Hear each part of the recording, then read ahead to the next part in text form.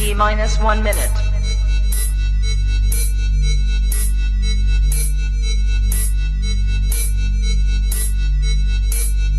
T minus 50 seconds.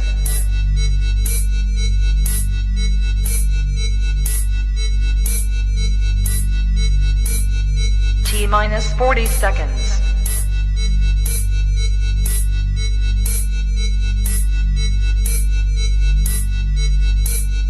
T minus 30 seconds.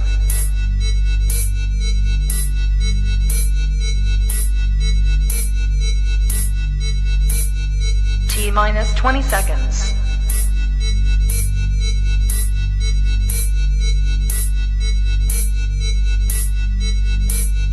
Ten, 9, 8, 7, 6, 5, 4, 3, 2, 1, 0.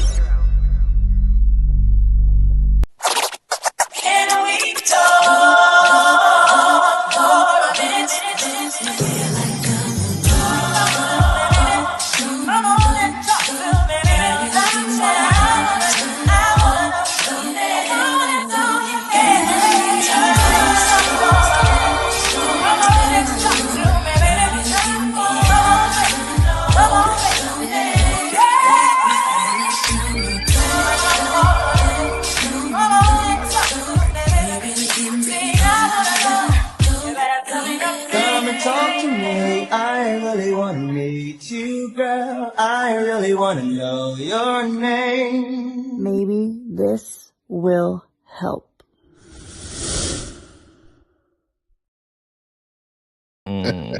Every time. You know what? You got to be grateful for those kind of things, bro. Every single time. That's a blessing. Ladies and gentlemen, what's going on with y'all, man? Welcome to another episode of Maybe This Will Help. What happened?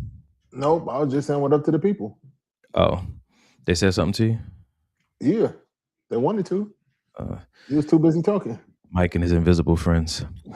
Welcome to another episode of Maybe This Will Help, the podcast, giving you that relationship talk you can relate to, the good, the bad, the alimony.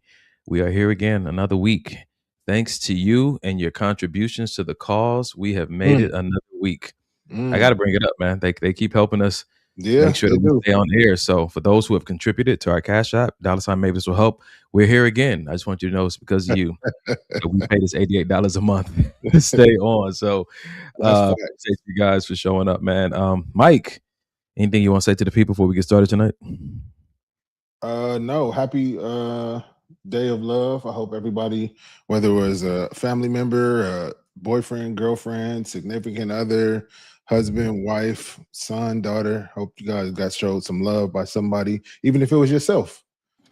You know what I mean? I hope everybody enjoyed their day yesterday and is enjoying their weekend. And I hope this will be the perfect cap before we get into this holiday tomorrow. Some of us are off, some of us are not. What is the holiday tomorrow? It is Donald Trump Day. Oh, okay. Everybody wear orange. That's gonna be good, man. I'm looking forward to it. No, I gotta work. I don't get a holiday. Hood, either one. Huh? I say or hood, either one, or white hood. I don't know. Whatever. Wow. Whatever. I don't know. Tonight is the night, man. I want you guys to know right now that I think Mike told me he had a meat coma. I'm not sure if that's how you refer to it. He had meat sweats. That was before the gym. I'm good now. Okay. Boy, I'll tell you one thing for sure. I know we're doing the best part of our week. I want to say my brother can grill a steak, man. My sister can season one. Those two together, they need to open up a business where they make these steaks. And my sister puts that secret little sugarcane sauce on top of it. It's like Cinnamon Toast Crunch. My God. Oh my God. It's a crazy situation. Damn. It's a beautiful situation that I'm extremely grateful for. But yeah, go ahead. What was the best part of your week, man, before we get too deep into the show? Best part of my week was actually yesterday. We hosted a little, I mean, even say hosted. We had some niggas come over. They ate. We all hung out. True. And then they went home. And that was true. That was good. It was good. It was a good time. Fellowship and laughter and jokes. Fogo de Daniel. Not the child, man. I love this. That's funny. That Yeah, is it was. funny. It wasn't a soiree. It was. Nah. Niggas just Just came over. the closest Two of the ankles. close. That's it. You know, Yeah. get in, get out. Wop. Yeah. I thought Two we were gonna ankles. play some. I thought we were gonna play some games or something. So But we were, but niggas seemed like, I don't know, they wasn't ready for no games. Was tired. Tyre was the last thing y'all was, because the way that DJ was. Anyway, favorite part of my week, man.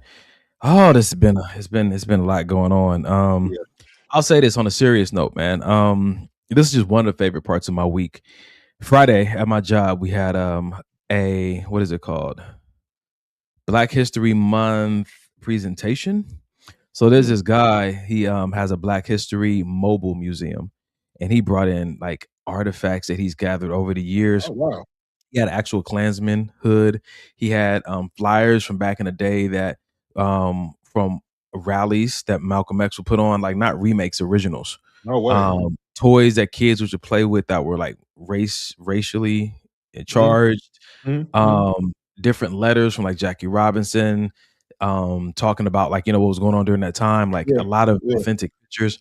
A lot of people left upset. You know what I'm saying? Because like the truth was triggering. Oh, And so yeah. I got there halfway through and I walked in. I was like, dang, y'all all right? It was a rough one, but man, it was good to know. The theme of it all was that in order to keep our story alive, we got to keep telling the truth. So that was just good to be in a room with that. And I made a connection there that made me real happy. There was a guy there who had like real life paraphernalia from like World War, I think 1 or 2. Damn. And I'm gonna get my numbers together. Anyway, he was able to give me information because my grandmother was enlisted. I think she was in the Navy. Never who her baby daddy was. So my dad didn't know his dad. So hopefully I can get some information to track and connect to, so I can know who my grandfather was on my dad's side, because that would that would bring a little bit of completion for me. Yeah, that's dope. Yeah, That's dope. yeah, man. But besides that, that was the best part. One of the best parts of my week so far. Yeah. All right, I'm just trying to get set up so I can make sure we get these clips and stuff together. You got any comments in the chat? Did you go live on Instagram? Yeah. All right, just checking. All right, let's see. Can I speak to the heavyset white woman of the house, please? Blonde. We gonna have some of those tonight. That's crazy. We ain't had them in a while. It's all good. Man. So let's do it, man. Ladies and gentlemen, thank you guys for joining us. If you are here and you don't have your snack yet or your drink, go get it. Tag your best friend, because we're about to get into the show tonight. I'm gonna do what I normally don't do. It's usually a cliffhanger, but the name of tonight's show is "Aren't We More Than Friends?" And I thought that'd be a good topic to discuss today after Valentine's Day, because I'm pretty sure some people, per my social thread, some people were disappointed. Some people had some thoughts about what yesterday should have looked like. I had a very interesting conversation with my mom just about Valentine's Day and how, a man or some men may think about it versus women, and the commercialization of it all, and the intentional nature that could be lacking, because it's more or less fall into line with what the tradition is: chocolates, diamonds, and gifts. So we're gonna touch on that tonight. I think tonight is gonna be about friendships and sometimes maybe the transition of them and whatnot. I have a few videos on that. So we're gonna have some fun, man. Mike never knows, you guys. So just look for his reactions all night, because it's the most hilarious thing, man. All right. You ready to get into the first one, bro? Yes, sir. All right. So this one I put up on my story on Instagram this week so people could vote on it. So I want to hear what you got to say, bro. All right.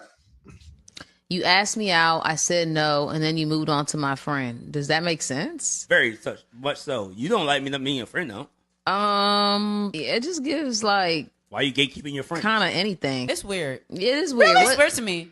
So you want my friend? Like, I don't get that. Like, there's So, other girls. I wanted you, but you said no. But your friend fine too. So if if homegirl like you and you don't like her, and then you cool with that? Yeah, you are. Yeah, go. I'm Men gonna are just knock it down. Shit, I don't want to. Why am I asking that? Why you mad? Why you mad? Because you don't want me. I don't really want to date somebody that thought my friend was attractive too. It's like, stop hanging out with fine friends. Y'all like, girls be like, oh, also, all my bitches are fine. All my friends look good. Don't get mad when I think when your friends look good. But if it was the same thing, a girl on a date with a guy, didn't work out, and then she goes to your friend, she's already got a label attached to her. Not or no? Well, I know in general, you are correct. Thank you. But for me, I don't get too. So here we go, man. If you've been on the show for a while, you know me and Mike talk about this often. Yeah. Ask her friend out. So, Mike, where do you draw the line? If you're trying to holler at a girl, she's not giving you no rhythm back in the day. Did you feel like it was a green light to holler at her friends, or were they immediately off limits because one friend rejected you? This is how we starting off the show tonight. Oh, wow. For sure. Yep. That's crazy. Listen, she said, I think it should be like, I don't want you, but ask my friend. Why not? Yeah, I see the logic in what he's saying. I don't see the logic in what the two young ladies are saying, as far as you don't want to date anybody that thinks that your homegirl is attractive, as if you should be the only attractive woman. You know what I'm saying? Like he said, but so you just hang out with ugly girls then. I don't know what to tell you. You know what I'm saying? It's one thing to say, oh, your homegirl is cute. And it's a different thing to say, oh, I want your homegirl. Like, attraction doesn't mean I'm trying to have sex with you. Well, if per the video, he was trying to holler at the girl first, and she said no. That means there was a more than just like, oh, what's up, attraction. Meaning the homegirl? He tried to holler at the homegirl first? No, after. So that's what I'm talking about. I'm talking about the homegirl. What about her? What I'm saying is the one girl that he initially tried to holler at said no. Yes. She can't be mad if her homegirls also are attractive, and so now he's like, oh well, she's here too. Like, what's up with you? Type of move. I agree. Like, what's the, like he said, you ain't want me. So what's the problem? You shouldn't even be. Why are you still even here talking? You should be over there going on to the next. Let me and her gotta see where our vibe is at. I'm very interested in seeing what the audience has to say about this, because this seems to be, when I put up the post on my story, it was kind of split down the middle. A lot of people thought it was weird energy that a guy who was rejected by this one girl tried to holler at her friend that was right next to her. Like, I don't personally see why that's weird energy, but I'm willing to hear from the audience on this. Because I'm thinking, like, how I have the scenario in my head is they're out. Let's say they're out at brunch. The two young ladies may be sitting together. The gentleman walks up to the one, I guess, because again, we can initially go based on, what you look like. So maybe that the one he initially approached, for whatever reason, he went up to her first. She said, nah, I'm cool. Okay. Based on attraction, the person that's right next to you is also attractive. Okay, cool. What is your name? And go into conversation that way. I don't feel like I would see an issue with it if me and you was out eating and a woman came up to you and you was like, nah, I'm cool. And then if I'm single, she comes up to me, I wouldn't see an issue like, no, don't try to, for what? She just play in the room. Listen, so McJellin said, are they just after anyone? So would you be calling your girlfriend or your homegirl anyone?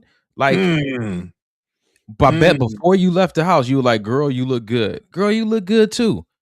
You come out, a guy sees what both you guys already affirmed about each other, that y'all both look good. He wants at least one.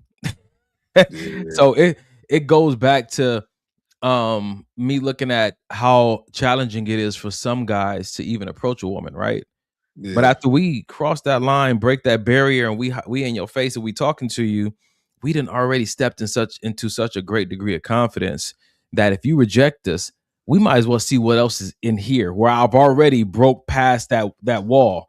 Yep. You know what I'm saying? I already got you, because if you start talking to a girl usually her friends are going to act like you're talking to them too. They're going to be right there in the conversation. For sure. So you might as well, it's the easiest move and the most effective move is to find the one that you also thought was attractive, because more than likely what women never know or never knew is that we were probably trying to decide between you and two of your other friends from the gate anyway. Man, if they only knew, right?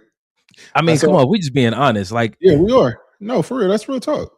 That's real talk. I want to touch on what K-Dub said. She said, how does the girlfriend feel about being second choice? We all somebody's second choice. What nobody on this planet ever picked first.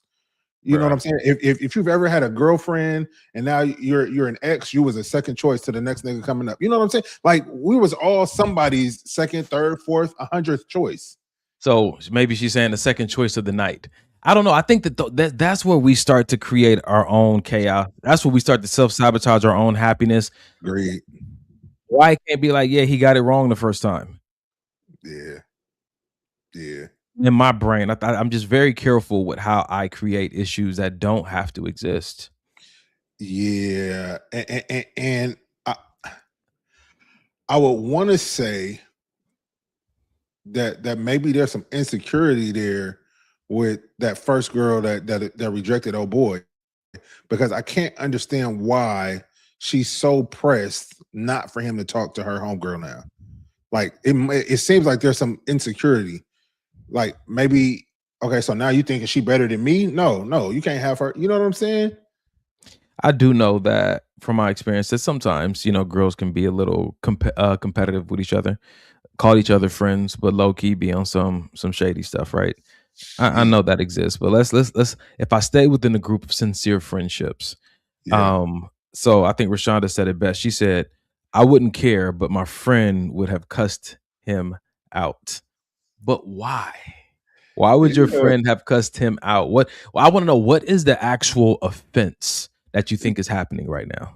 It's different if the dude is being rude and he on something, okay, just being rude and calling names and this and that. But if he being respectful and he legit, like, on to the next, moving on as he's supposed to do, as she's supposed to do, then it shouldn't be no problem. Like, I can't see in my mind, like, legit, I'm trying to understand, and maybe some women can really help us with a solid answer. Like, what is the big deal? Or are there any viewers that don't think it's a big deal?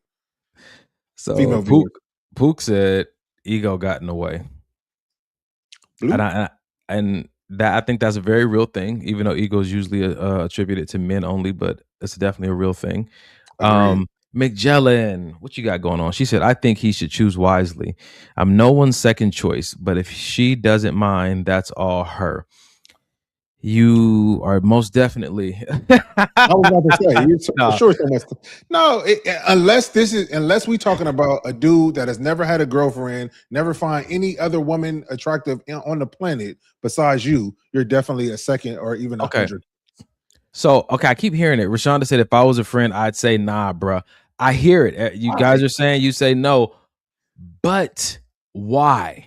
What is the actual offense? What wrong? I don't know. It just don't feel right, nigga. It don't feel right. Either they know and don't want to be honest about it, or they really don't know. It's a girl's code. You should never talk. Oh shoot. Monique said, it's a girl's code. You should never talk to a man that has tried to talk to you or someone you have dated. But why? The question is still on the table, man. Yeah, because so what it sounds like, it's a code, like men, we have bro codes that somebody made up, and now people just stick to it blindly, no rhyme or reason. It's the code, so I'm gonna just stick with it. It's like a group think mentality, as opposed to stepping outside in the box and questioning it. Like, why not?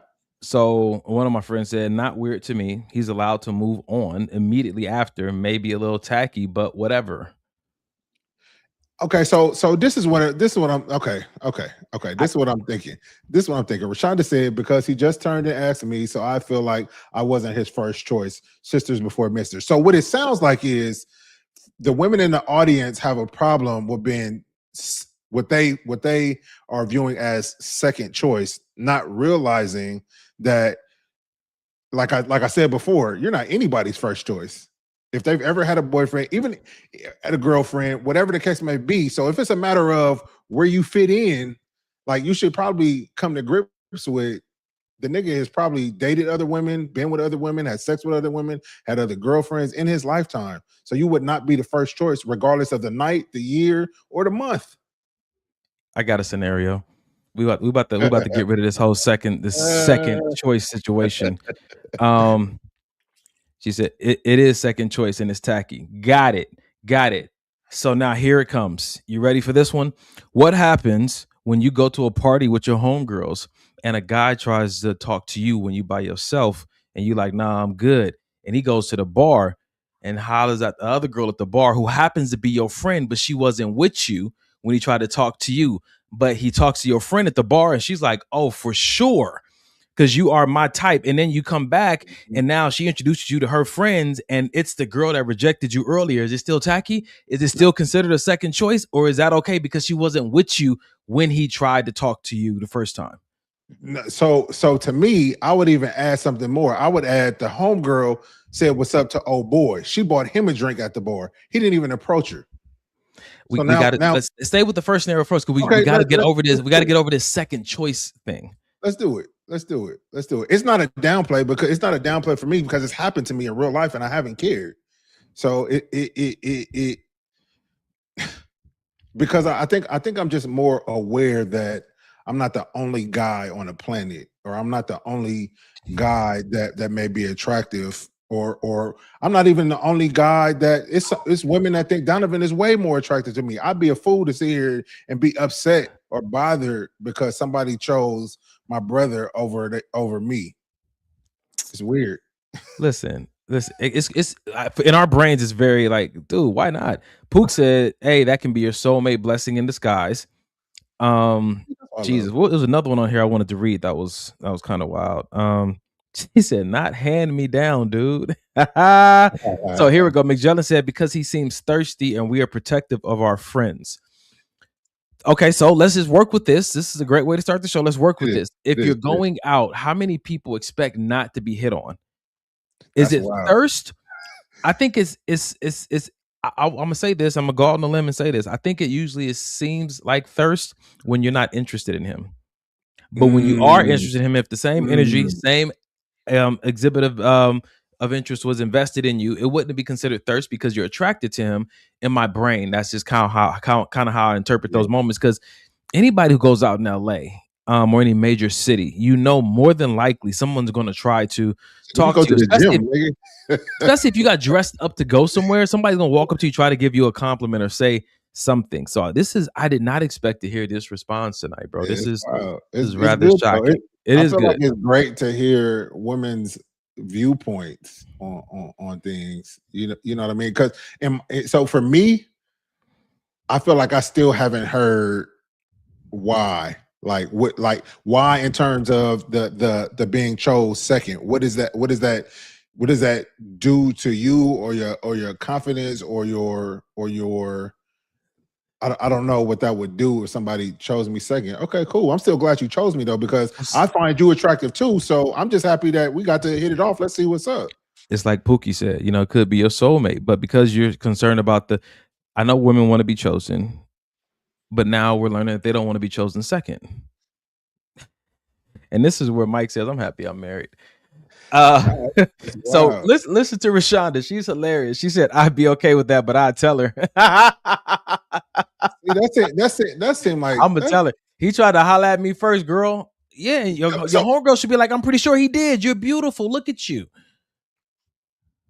And it seems like so that move to me just seems like you want to let your homegirl know that you was his first choice. It wasn't you, girl. It was me, and I passed on him. So here's my seconds. That's what it sounds like. It sounds like a catty woman. That's rough times. It does. That's rough times. So, ladies, I want to be fair, because this is all ladies saying is, if I'm missing something, please throw it in the chat, but in a way that is not what we've heard already. Is there any new information you could bring to the table to say, hey, you guys may not be looking at it through this lens? My mom is here. She said the same thing happens when someone asks you to dance and you say no. So we asked someone else at the table, what's the difference? You said no, get over it and don't be a hater. That's good, Mom. That's good, Mom. I like that. That's a good analogy too. That's a good analogy. You just wanted to dance. You know what I'm saying? Dance. That's wild. So Rashonda said we're gonna have to agree to disagree. Obviously, men and women view this differently. I think that might be where we are. I just wanted you have to be honest with my sister. Girl, he came over here and told me I was beautiful. Because you are. So, and he asked for my number. Your friends be like, of course. That shouldn't shock anybody. It's not like it's breaking news at 10.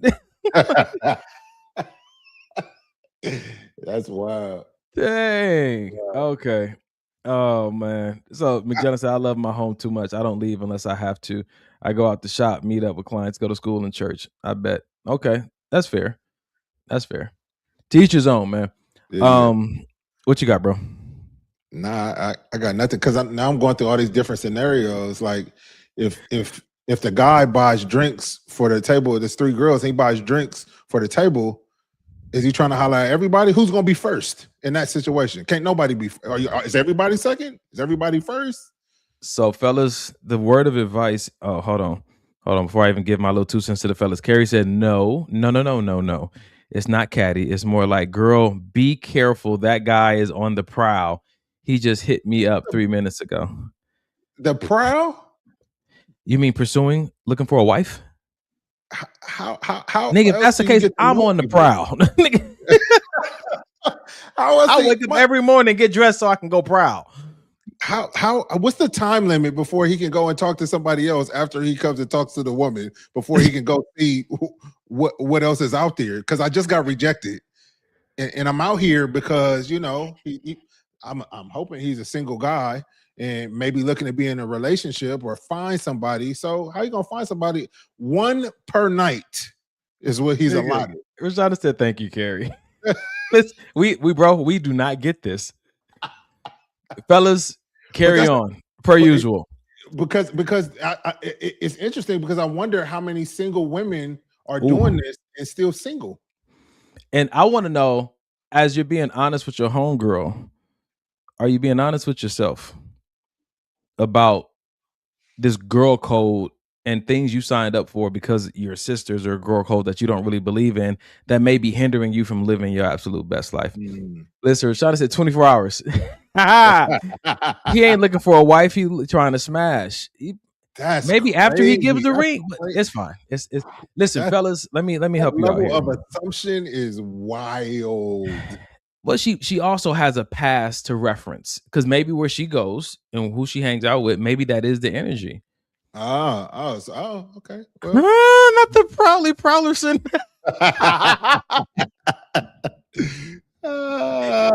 Fellas, here we go. So I'm gonna take a piece of advice from my mom.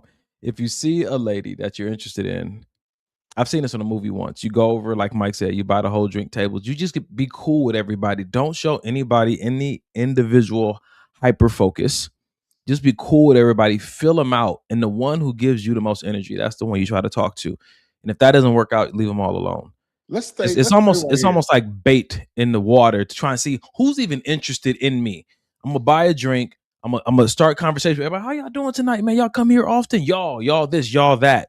And that way, whoever is like trying to engage you the most that you also find interested, like you also find attractive, then there's your shot. So let's stay here for a second. Oh boy. I've been in situations where I've gone up to a table, a group of women, talked to one woman specifically, and then heard after the fact, heard from this woman that there was a whole meeting at the table amongst the 4 women as to who would pursue me. So I don't understand how the second first comes into mind when it's okay to do it amongst themselves, amongst women, to be able to choose. But then when a guy is choosing, all of a sudden, I don't want to be first. I don't want to be second. And you know what? Because we've had this conversation here tonight, and it doesn't seem like that's going to change, we got to pivot. We got to work with the terrain. If this is girl code, it sounds like we now have to strategize around the girl code because the code ain't changing. No, because so I think my suggestion. Mom and That's Pookie were on board. I think it's I don't want to say it's all women that think this way. What'd you think about my suggestion? Man, I'm gonna be myself. I'm not gonna be strategic. If I want to buy drinks for the table, I'm gonna buy drinks for the table. Even if I have my eye on one particular person. Got you. So Nivea says she disagrees. Just go for who you want. Nivea, I'm gonna share this with you. And we've said on this podcast before, the advice that's being given by a lot of older men to younger men is not go for who you want. It's go for who wants you. Mm-hmm. And it's not talking about even if they're not your type, even if you're not interested, it's talking about you need a balance between, I find her attractive and she wants me. Mm-hmm. Because if you just find her attractive and that is the sole reason that you're pursuing her, that seems to be a more nefarious battlefield than identifying first if she's even interested in you. I agree. So I think we got a yes out of Rashonda. So yes, okay. All right. So with that approach, nobody feels second. And maybe you buy drinks and you're having a conversation, or if you're at church, you just approach them all as a group, and you're trying to bring something to the whole group. Go away for a second, say I'll be right back, give them a chance to talk amongst themselves, come back and continue the conversation. You're gonna find somebody that's putting forth a little bit more effort. Man, I'm gonna Mike go is for like, the I one ain't got time. Yeah, because I'm gonna go for the one I want. You want. And then if she don't want me back, next. Just like the other girl just nexted me. Next. Like I shouldn't have to go to a whole nother section of the restaurant to be able to find somebody when there's 6 beautiful ladies sitting right here. Crowley Prowlerson. Thirsty Thomas.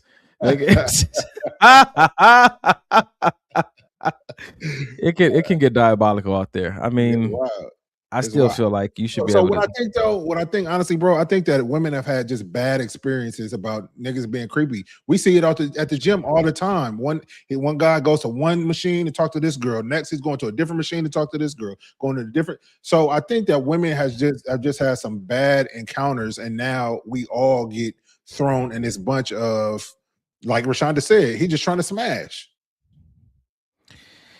Man, and they want to be smashed, but you're just not the one I want to get smashed by. If we're gonna tell the rest of the story. All right. You're like, oh my God, he was trying to holler at me like it's a bad thing. But honestly, reality, I think a lot of times, maybe not every time, it just comes down to the fact that is a narrative that's created because you weren't interested in him. If you were interested, if there was something about him that you liked, that same judgment would not be assigned. Cause I guarantee you, bro. If the homegirl ends up going out with him and dating him and all this, I guarantee you that the one that turned him down is gonna feel some kind of way. Some kind of way. If she didn't, then she would have never said nothing to begin with. It wouldn't have mattered. Yep. I'm trying to save my homegirl. All right. I would love to see a friend go with her friend to a house showing to meet up with a realtor, and he's showing her a house, and she's like, I don't want this house, and my friend can't have it either because I don't want it, even though it's perfect for your friend. The realtor is like, so does your maybe this would be a good look for your friend. She can't have it. She can't be a second choice, but it's great rough. Deal on this. They just don't fit my lifestyle. That's rough. Diabolical. This house is thirsty. All right. Sheesh. What's she say? Rashonda said, now, even if I was attracted to him, that would be a turnoff to me. That's not the. I was stretching. I was reaching for that one. All right, man. Well, I wasn't even gonna play. I wasn't sure if I was gonna play this video tonight. Where's it at, man? But because we're here, it's interesting what fuels the battle of the sexes and how men are with men about situations like this and how women are with women. Please don't be offended, but I want to play this video. It's hilarious. I don't know if we're going to play the whole thing because it's 2 minutes and 22 seconds, but this is how women encourage one another. And this is a video of if men encourage each other or affirmed each other the same way that women do. Rachel dumped me today. Left me for a rich dude. Said I was too broke, couldn't provide her a future. You have the perfect amount of money. You're a baller. More than perfect. Don't let anyone tell you that you're broke. I am, though. That's why she left me. She left because she can't handle your level of wealth. Filthy rich. Made of money. Now that she's gone, the landlord wants to redo the lease, so I'm probably not going to have anywhere to stay. I don't know about any of that stuff, but when I look at you, I see a man of means. And you need to see the same thing when you look in the mirror. And if Rachel and your landlord can't see that, that's because they're projecting their insecurities onto you. Insecure. I don't even want to look at my bank account right now. You don't have to look at your bank account. But if you do, whatever it says, just know it's the perfect amount. And if your landlord wants to know what your number is, then that's no one's business but your own. Well, I just looked. I'm in overdraft. Nice, dude. Crushing it, bro. What? You should take a picture of that and your eviction notice, post it to show what a really well-to-do man looks like. I'd like to see you in front of the camera holding your wallet empty. We'll get that photo up on the gram, and within the hour, we'll both comment on that, how much you are crushing it. You're a wealthy man. A photo of that bank balance should be in a documentary about men with deep pockets. I'm not even able to date anymore. Who's Hey, that photo that you just showed us should be on the cover of Billionaire magazine. Why would I be in the cover of And I'll tell you what, magazine? the only reason you're not on the cover of Billionaire magazine is because society wants you to think that billionaires should be on that magazine instead of someone like you that can show the world what real wealth looks like. There should be a homeless man on the cover of Billionaire magazine. All right, that's enough, bro. It goes on for a whole nother minute, man. The level of delusional affirmation when the friend was sitting there conveying, yo, I am broke. You're not. Where does this kind of encouragement come from, bro? You on mute, bro.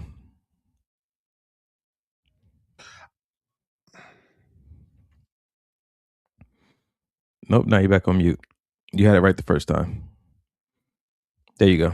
I think that women see it more as empowerment or giving their homegirl or their sister what they need in the moment, absent of reality and truth. Golly. We just need you to feel better. We'll deal with everything else after you feel better. I think we're more like, had I came to you and said, you know, she told me I didn't have no money, I couldn't be a good provider because I was broke, and you knew my financial situation, you'd probably be like, well, nigga, yeah, why you shouldn't even be dating right now.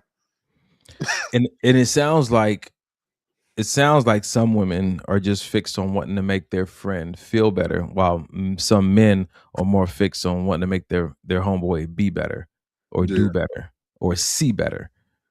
And you know, there's nothing wrong with the feelings aspect, but if that's your leverage point, that's rough.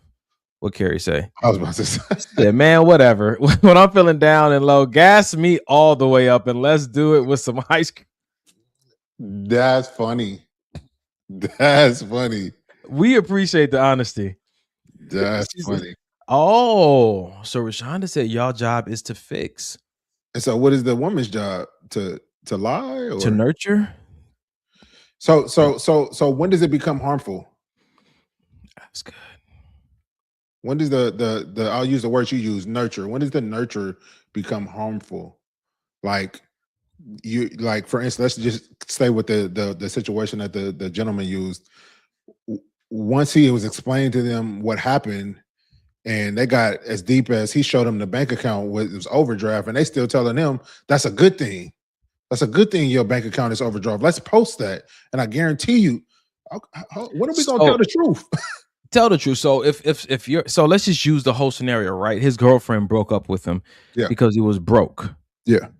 That's what he told his homeboys. If your homeboy told you, you know, hey, my girl broke up with me because I ain't got enough money, how would you respond to that, Mike? Would you try to affirm me, or would you ask to see how much money I had? I would say, well, are you?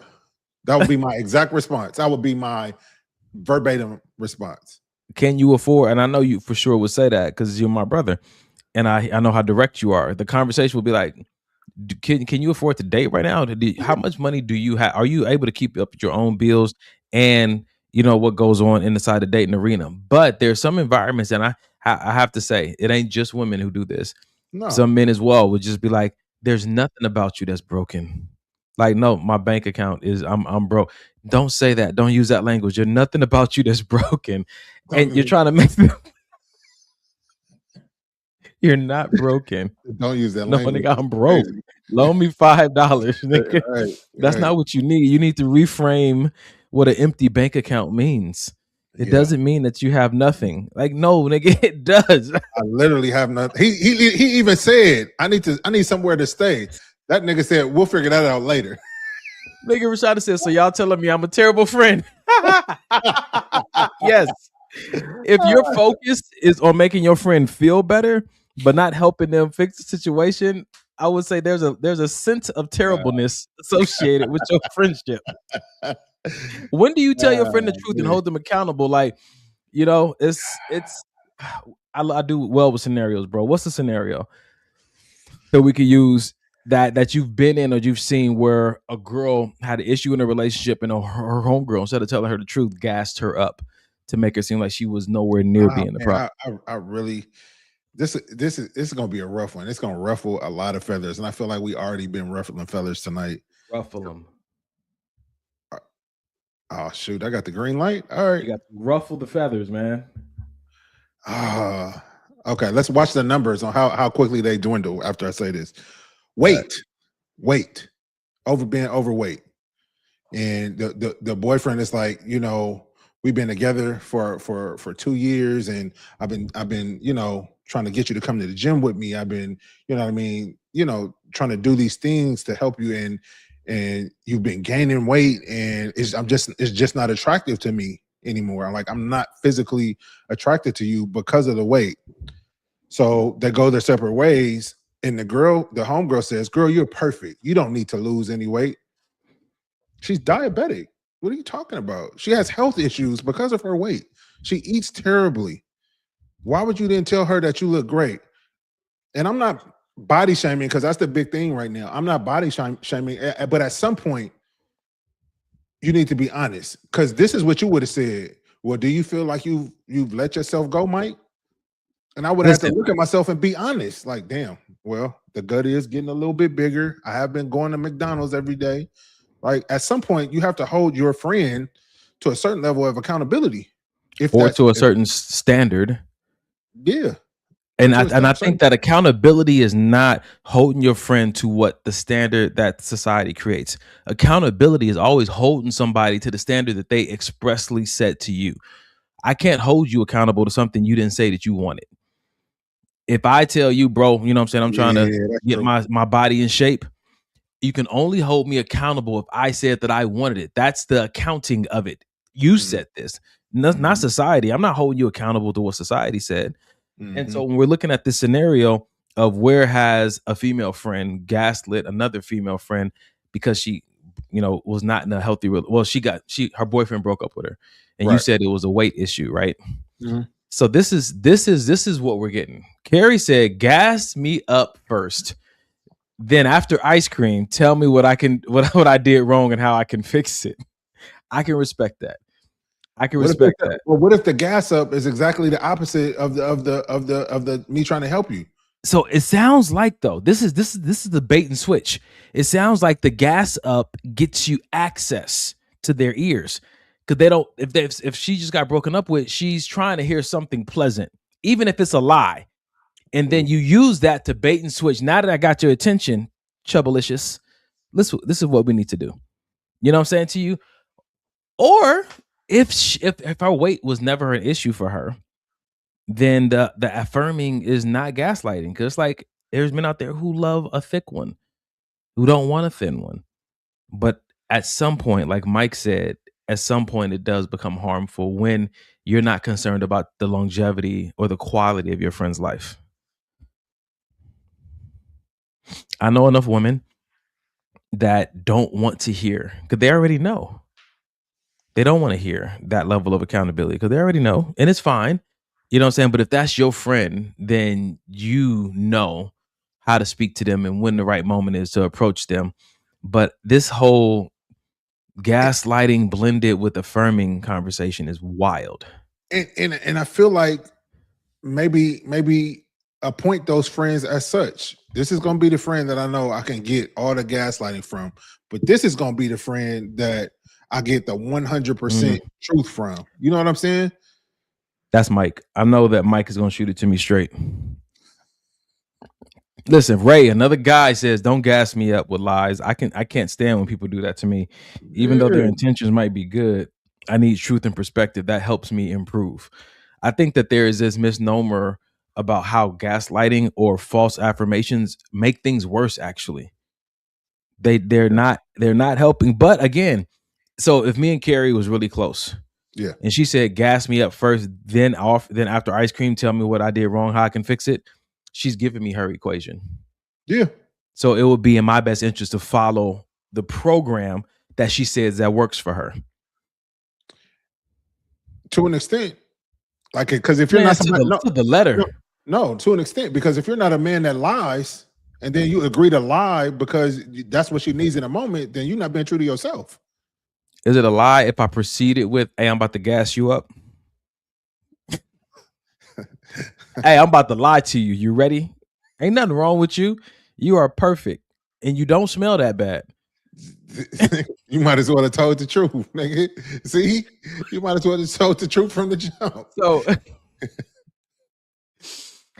all in all, ladies and gentlemen, what we're saying here is that, listen, some people just joined in just the first few seconds. Rachel dumped me today. Left me for a rich dude. Said I was too broke, couldn't provide her a future. You have the perfect amount of money. You're a baller, more than perfect. Don't let anyone tell you that you're broke. I am, though. That's why she left me. She left because she can't handle your level of wealth. Filthy rich, made of money. Now that she's gone, the landlord wants to redo the lease, so I'm probably not going to have anywhere to stay. I don't know about any of that stuff, but when I look at you, I see a man of means, and you need to see. I don't know about any of that stuff. He's giving them straight facts, and they're like glossing over him like he never said them. And as much as we appreciate the encouragement, I've seen this in different groups that I've been to as well, and it's rough sometimes when you want to deal with the reality of your situation, and everybody's trying to gas you up with encouragement to make you feel better, but does nothing to benefit your situation, nothing to help you. But like we're trying to say, like, men are just fixed on trying to fix things for people. And so with that being said, I guess this is what we do as men and some women. So, oh man. All right.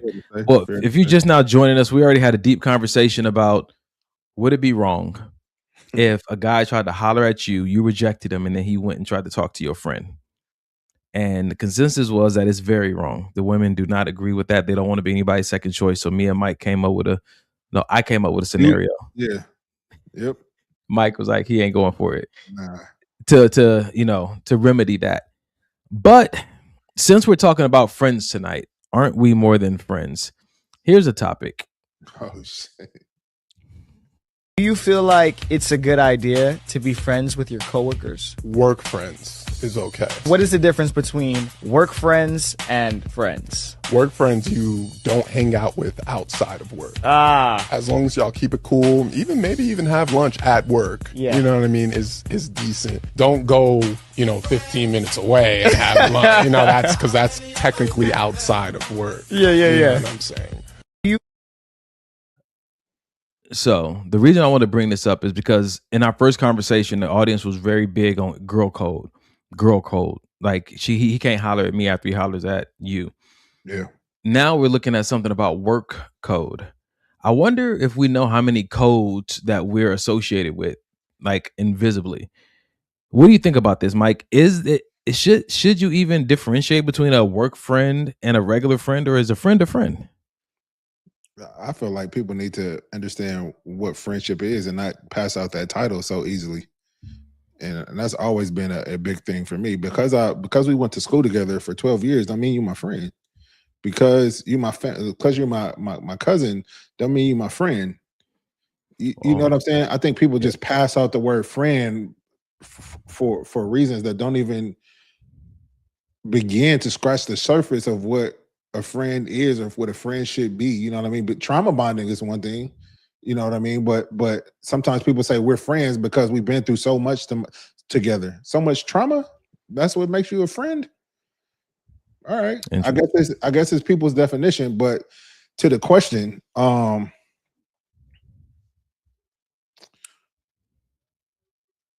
we can work together.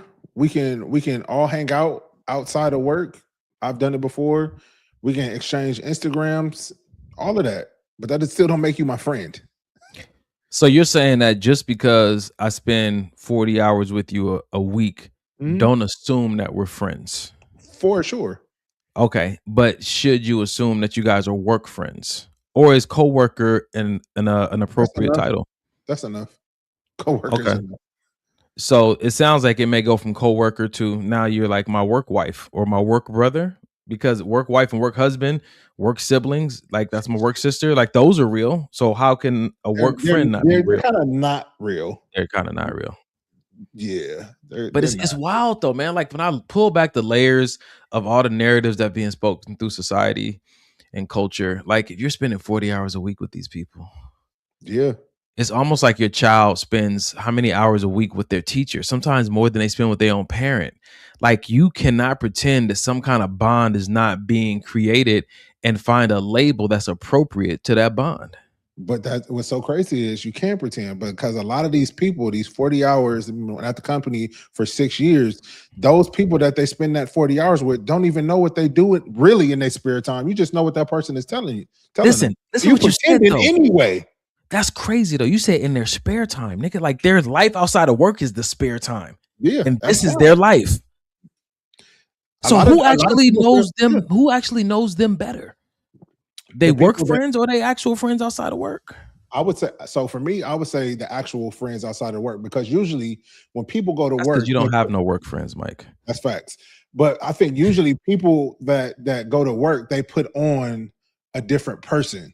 I'm happy, I'm go lucky, I'm cheerful, I got great customer service. When I get home, I can say, man, these motherfuckers irritated the shit out of me today. I'm not gonna say that at work. I'm gonna act like everything is all good because I want that paycheck. But people unlike you have specific people at work that they say those things to. So if you are sharing with me your authentic feelings about this workplace, you're not my work friend. Nope, we're bonding over something that we both agree with. You're trauma bonding. Yeah, because we both hate this place. So how did if you didn't hate it as much as I hated it, we wouldn't be having this conversation. We wouldn't. How did you become friends with the people outside of work? You related on something. That's why it's called a relationship. What did you related on something? Yeah. But the difference is how much I'm willing to open up at work as opposed to opening up in my personal life. Two very different things. Because HR doesn't exist in your personal life. Even on this podcast, there's certain things that people think that we just share everything. We don't. So you and Carrie not friends, is what you're saying? No. Y'all not podcast friends? We're not online friends? No. Carrie, you my online friend. I don't care what Mike says. Mike is it's just rude. McJellin, he was my online friend. What did Ray say, man? Ray said, I have work friends that turned into family. Been arrested together, sat in hospitals with each other for support, tears, joy together. Thank you, Ray. Mike is like, nigga, never. No, what I'm saying is, if you've proven yourself to be a friend, cool. For me, I'm not going to let nobody at work get that close. To even prove that they... Nope. The people that I call friends now, I'm good with that. All right. Well, you are definitely an anomaly. So I think we have to use someone like everybody else. Because this is happening on a day-to-day basis where people are not intentionally giving people opportunities to know them like that, but stuff happens while you're at work. I remember when my dad died, I found out the hospital called me while I was at work when they said you need, he's gone, because I went and pulled the plug like a few days before, and I was just waiting for the confirmation that it had run its course. Mm-hmm. Just the way that I didn't intend to be at work when that happened, but the way that they showed up for me, that's the job where I met Jackie. I don't even work there no more. Me and Jackie's tight. You know what I'm saying to you? She started off as a work friend. You know what I'm saying to you? So I think that we don't necessarily create the opportunity, but when someone does show up for you in a phenomenal way and they happen to be in a workplace, you happen to be coworkers, would it be okay to even consider, hey, maybe there's something more to this bond and this connection? So I'll explain it like this: it was a young lady that I worked with at my previous job. We were cool at All work. right. We had actually you met her. She came to the first 4th of July thing we had in the back of the house. The Mexican. You know, I couple. don't remember, folks. Okay, so The people who she was told my- that I took all the cookies, she them was- snitches. She was my coworker, and I invited her and her boyfriend to come to the house for 4th of July. She's still not my friend, and I'm sure she's watching. She's not my friend. Why'd you invite her to the house? Because they wanted to meet Janae, and we have been they knew that me and Janae were getting married, and they were asking us for guidance on their relationship. And that, what are you guys doing for 4th of July? Oh, we're doing this and this. Come on over. That don't mean you my friend. At what point It's a did lot- I? lot At what point did I involved in friendship. qualify, bro? When you showed me that I could trust you with my heart. When Like did you the- decide to the- give me an the deep places of the opportunity heart. to show you that, though?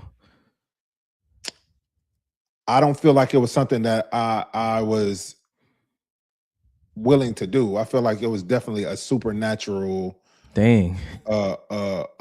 Thing, because like you know, I didn't like you. I didn't want you to be on the podcast, and I didn't really even know you from Adam. I just was like, nah, this nigga's a cornball. I'm cool. He did not. Golly. What about church friends, Mike? You got friends at church? Church friends? Y'all, you guys are asking the wrong person tonight. Nah, I just, you know what it is. I think in my 43 years of of life, I just feel like I said, people just use friendship just like they use the word love too willy nilly. Like, what is constituting you to call these people this? Because So we when go to church together, because we've been going to the same church for 30 years, somehow you become my friend. So I think when I hear the word friend, I think of someone that you're intentionally doing a portion of life with. There's a partnership there. That is a friend. Intentionality. Yeah. That is a good. That's a good. Yeah. Reference. And so that's why I think that the term work friend is appropriate, because work is such a big part of my life. And if you are not just doing what you're assigned to do because of the role associated with the job, but you're trying to make sure my mental health is good. Maybe you pick up breakfast for both of us. You'll check in on me, send me a little affirmation midday because you know what I'm going through at work. We'll get out of a meeting. You'll hit me on the side like, bro, don't even trip on that. You got this, man. Like when you start to partner with me in this aspect of my life that's important, there's something there that I feel like I need to highlight and label so that it doesn't get washed in with just everybody else, because you're not doing what everybody else is doing. You're doing more and you're being more intentional. So I feel like I should identify you as such. Even if it's just work friend, it should be identified as such because that person is bringing a clear benefit to your life. Yeah. I did. I kind of did what Ray said. He said, but Mike, that's your, what happened to it? All right, he said, but Mike, that's your protective boundaries. Now, don't get me wrong, there can be levels of friendships. Protective boundaries. Yeah, a part of me will agree with that, protective boundaries. But I mean, and I feel like everybody should have some type of protective boundaries. Everybody shouldn't just be willy-nilly open to all these different relationships. And I feel like the Bible said, guard your heart above everything else. So we all need to be protective of something, right? I hate to, hit them with a little scripture, 1, 2, like that. So the lady from Friday night when I went to prayer meeting, she brought up that verse. Your friend? She said, was she your friend? Yes, she's my friend. Call her sister. Yes. Wow. This nigga, this nigga, second choice. You starting to sound like the first conversation. Like just a whole bunch of like I feel like when people hear me like, you got other friends, you got other sisters, and you got you other already know brothers. how I am. Sure do. You already know how I am. You know what? I let people deal with that. That ain't got nothing to do with me. Mm-hmm. Mike will tell you in a heartbeat. Mike will bring some stuff to me, and I'll be like, man, I hope you figure it out. Cause I found a way to life that works for me. But you know what I'm saying to you? It's just something I think that is when we talk about steps and layers to how people become significant figures in your life, it's good to track the matriculation, right? You started off as a stranger, then you became, you know what I'm saying, a work friend, then you became my workout brother, and then we became like for real brothers, and then you became my best man, and then you became the godfather of my son, and then you became my armor, my pallbearer when I passed away. Like, it's good to be able to track. Was that about me? Nigga, I'm honored. Let me just hold on. So number one, yes, I do. I ain't doing it with this nigga tonight, man. I'll tell you. Golly. Listen, brother, I'm honored. Yo, I think Ray got you pinned, bro. He said, Mike, do you love hard? Are you protective of your friends and those you love? Nigga, spot on. Pit bull, Ray. Pit bull off the leash. I do not play at all, not even a little bit. Ray, hit him with the diagnoses. I think Ray's over there with a pen and pad. He's like, oh yeah, I know this personality type well. Nigga, please do. Please do. Listen, yeah, we don't play over here. I'll tell you, Mike is very, very protective. Good God. All right. So these videos all tying together. So we're talking about, did he hit back? Okay, put bulls are sweet. We're talking about to the right people. Continue. Okay, selected. What are we talking about? So it goes down to friends. We're talking about friends tonight. So now we're talking about friends at work. And so Mike said that we need to take more time to identify what a friend is. And the idea of a friend or the term friend is tricky in our culture, right? And here's one of the reasons why.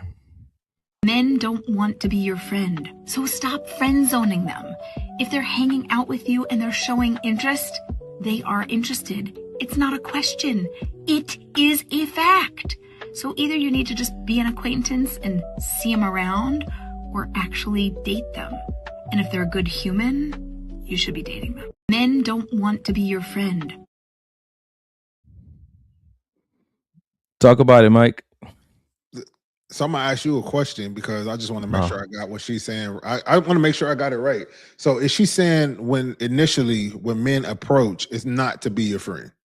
We're not speaking to you and getting to know you solely for friendship purposes. Is that what she's saying? I think that video could have been better put together. What I took away from it is that if a man is showing interest, he doesn't want to just be your friend. I know it's a stretch. No, but I like it. And to me, if I'm showing interest outside of what I would show in normal friendships, then yeah, I think that's obvious that I just don't want to be friends. But that's not to say that I can't be your friend or that I can't switch that thing to say, okay, this is not going nowhere, but she's a great person. We got great conversation. We have fun together. I can definitely see myself being this girl's friend. So when I say someone's showing interest, that's because they're interested. That means that they haven't concluded if they want to be more than your friend yet. They're exploring the idea by use of their interest. They're showing interest to hopefully get in situations to see, do I really want to be more? Oh yeah, I for sure want to be more than a friend. I think when someone's showing interest, that's still a verification that they could still want to just be your friend. They're just waiting. They're putting themselves in opportunities to see if there's anything else to you that would make them want to be more than friend. People hear when they say, oh, he's interested in you. They just, oh my God, he's interested. No, it don't mean nothing until he's sure. I think it depends on how he's showing his interest. If he's showing his interest, he want to kiss on your neck or he want to tell you how beautiful you look all the time or that sexy body or that's not interest, bro. That's surety. He's not interested. He's sure. You don't put your lips on somebody you're interested in. You put your lips on somebody, I'm sure. Oh, I'm sure. No. Even if it's sure that I want to have this kind of engagement with you.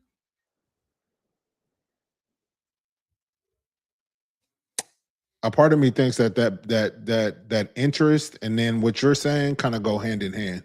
Not necessarily that they're the same thing, but I definitely feel like they play off of each other. That's fair, because after I heard myself say it, I said, there's some room in there for some nuances. Yeah. That's fair. That's fair. That's fair. Because even the act of interest may not be surety. It may just be trying to give another opportunity to see what this person is made of or how they may respond. That could add to your surety. So that's fair. Okay. I rescind. I take that back. It's very interesting. So going back to it, we talked to the audience. Do you guys think that men and women ever want to just be friends, or do they settle for friendship when other things don't work out? You're talking about ever. You said ever? Yeah. Damn. Ever. Dang. Like, okay, dang. And I'm trying to run back through my life. Any woman that I've become friends with, was it initially, I just want to be her friend. And for me, we'll while we're waiting for the audience to respond, for me, bro, I think that those women that did become strictly friends were women that I was not attracted to. Like, there was no physical attraction. So there was nothing to even make me think that I wanted anything more than just friendship. So attraction. Yeah, for me. But then we talked about it last week that if they're not attractive to you and then they have a glow up, now you don't want to just be friends no more. Yeah, we talked, and it happens. Why would I? Like you said it. You said it best. You said, "Of course, I don't want to just be you. You are a whole different person now. I'm trying to get to know the new person." This is interesting. Ray said, if he approaches you at random, it's more than likely out of the same type of attraction. This is interesting, bro, because when I think about it, it's like, so what is if we're not friends, what are we? We're, as people say, associates, which means that there is still some intention there, some availability there.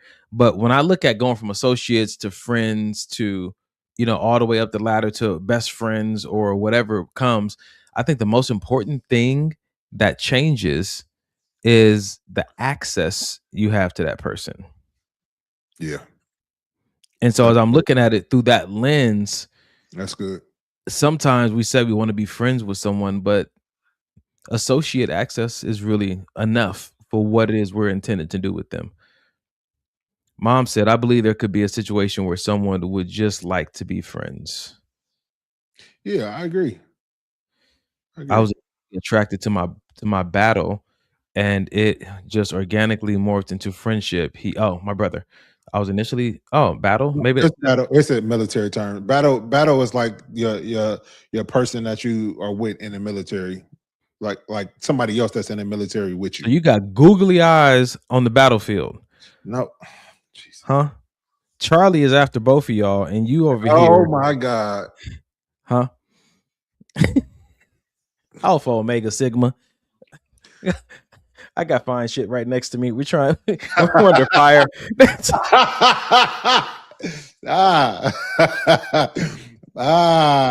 let me read the rest of her message. I was initially attracted to my battle, and it just organically morphed into friendship. He is my best friend. How did that?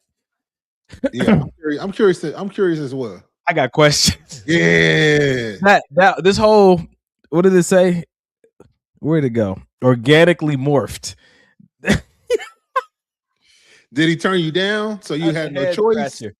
That's a head scratcher. Nah, he had BO. Something happened. Okay. And then in that friendship, that's now he's your best friend. Are you still attracted to him in that way? If you can't say on the show because he's watching, I get it. Don't say, because Mike be trying to hook people up all night long.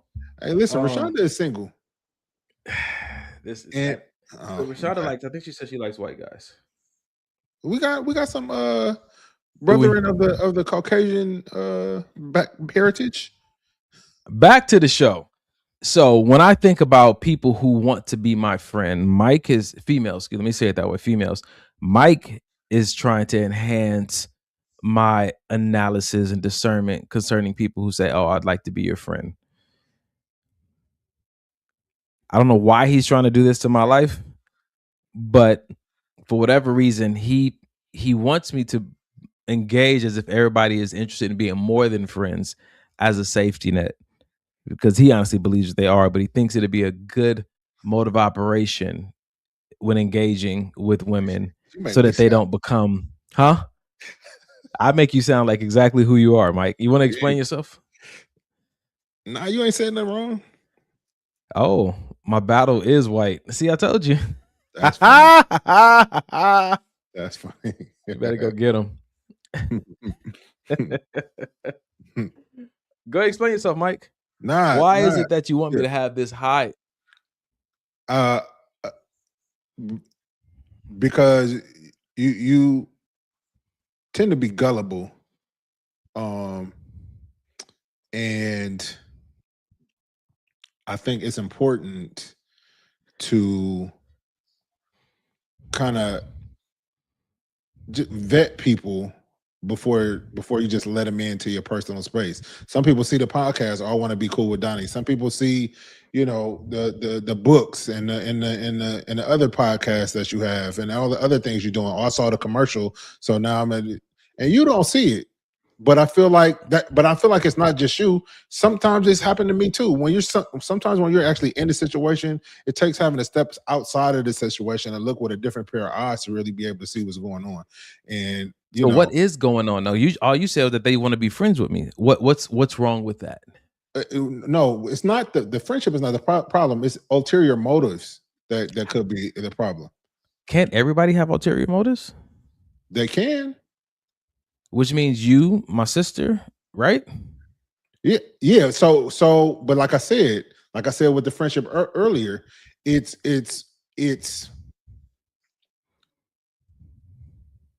a proof. I think that's what vetting is. It's a proving that you're worthy of being in whatever space that you're trying to be in. So wouldn't I have to give them a chance to find out? Unless somebody sees something off bat that you don't see. But I would have to ask, why do they see the way that they see? Because they could be seeing through trauma eyes. They could be. Let's go to the gym. And let's not even use me. Let's use Janae. Okay. You'd be a woman talking to you and you just think, oh, that's my friend. And Janae, and it's happened in real life. The way she's looking at you, no, sir. She does not just want to be a friend. And I could have saw the same thing. And this person could have saw the same thing.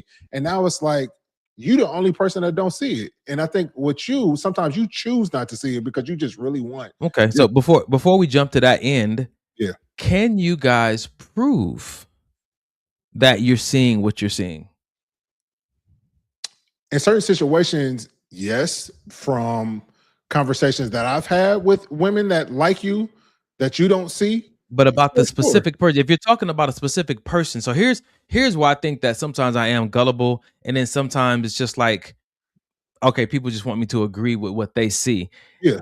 If when it comes down to proof, if you can't give me any kind of hard evidence, my perspective is just as valid as yours because this is what you think you see, and this is what I think I see. Yeah. But nobody can prove anything. Nah, I know she want to hit, bro. She's trying to hit.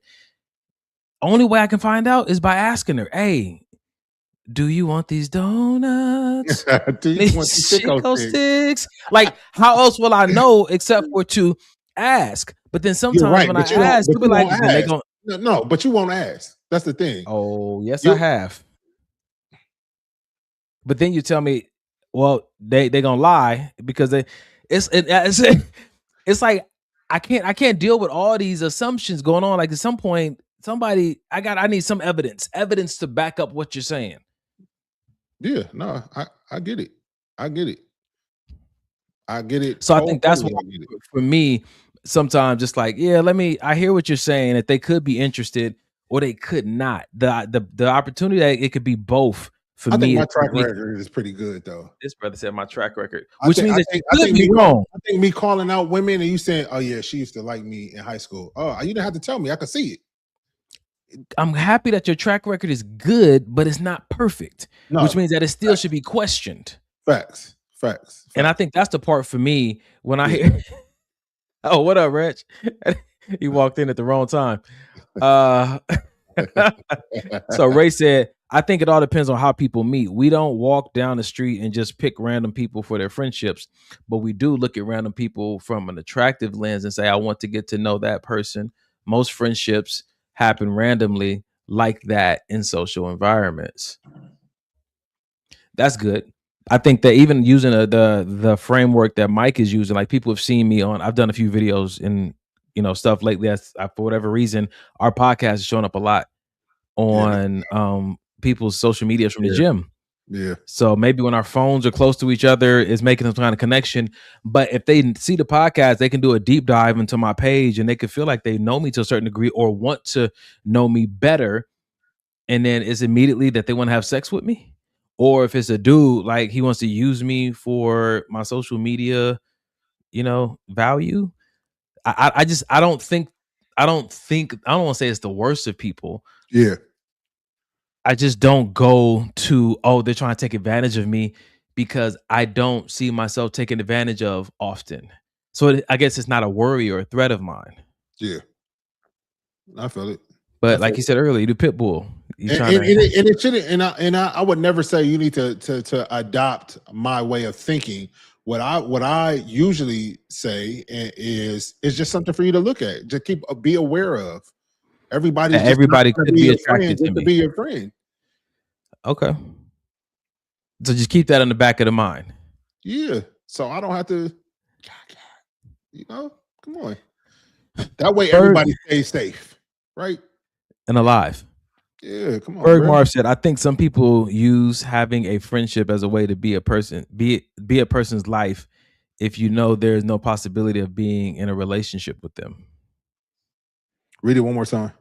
I think that some people use having a friendship as a way of being in a person's life if you know there's no possibility of being in a relationship with them. Oh, yeah. For sure. For sure. Some people play, I call it the long game. You tell me you're not interested in me, you just want to be my friend, cool. I'll be your long friend. Game, side chick game, mistress game. It's all a game, brother. This is interesting, bro. So when I'm looking at this whole conversation of just friendships, and I think that I'm happy that we had this conversation tonight, because even though we're not at the conversation yet about aren't we more than friends, which ties into what some people thought they should have got for Valentine, it does start to expose how disjointed our culture is when it comes to the label of a friend.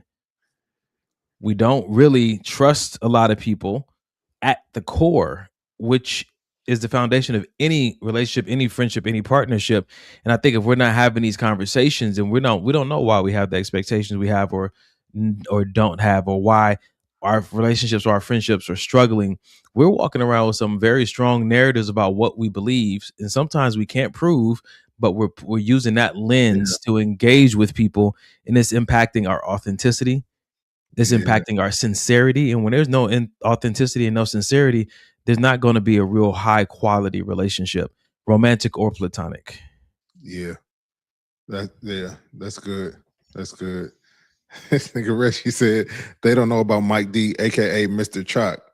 LOL. Ask him about Mr. Chalk. Capital LOL. That is hilarious. Tell us, bro.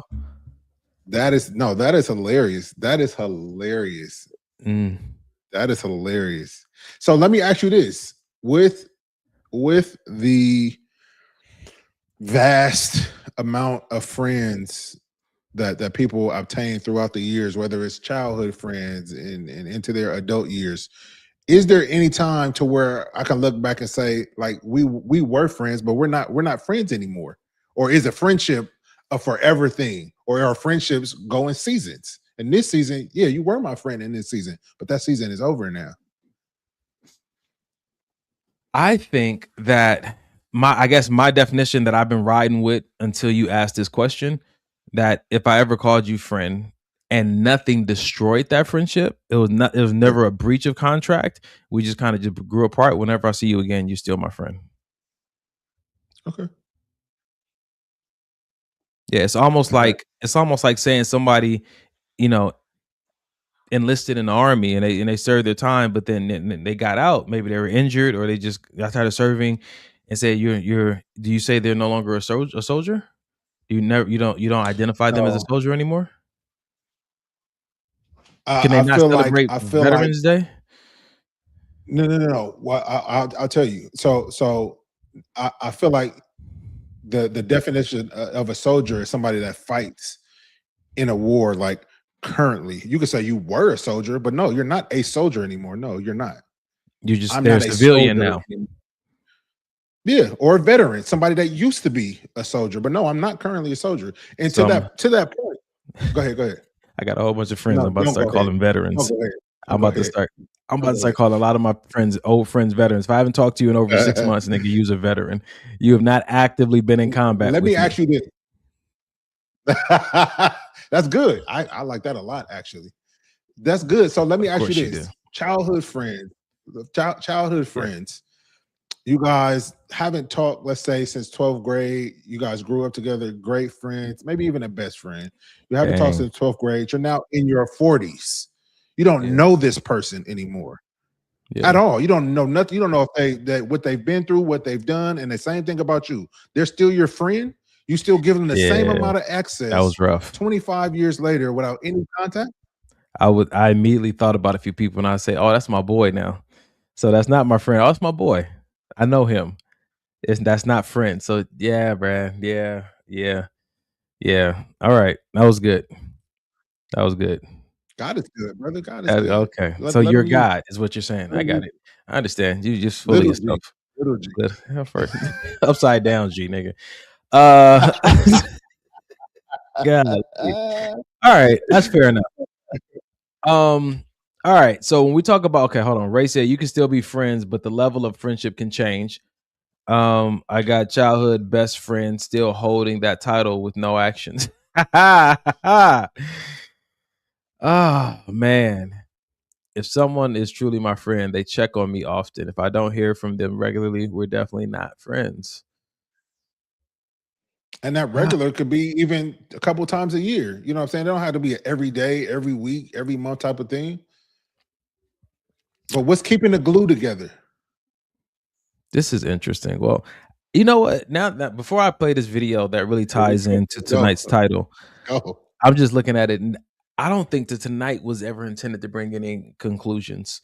Just some new insights for us to consider, because this friend conversation is much bigger than I thought it was going to be. So this video I'm about to put up now, I posted this video in my story and took a poll on it. And I'll share what that poll was about after the video. It's short, 18 seconds. We've been dating for 7 years. You're going on a golf trip with my dad. We have a joint bank account. We've been living together for 3 years. We have a dog. And you say we're just friends?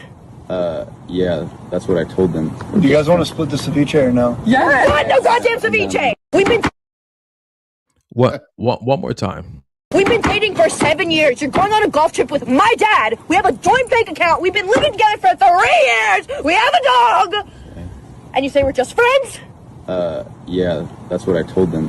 Do you guys want to split the ceviche or no? Yeah. What? No goddamn ceviche. We've been... This was a lot of people's reality for Valentine's Day. You know, I think there was people who were expecting girlfriend, fiance. They were expecting something other than what they got, while on the other end, even some men, this is not just a one-sided woman struggle. Some men are like, I'm just your friend.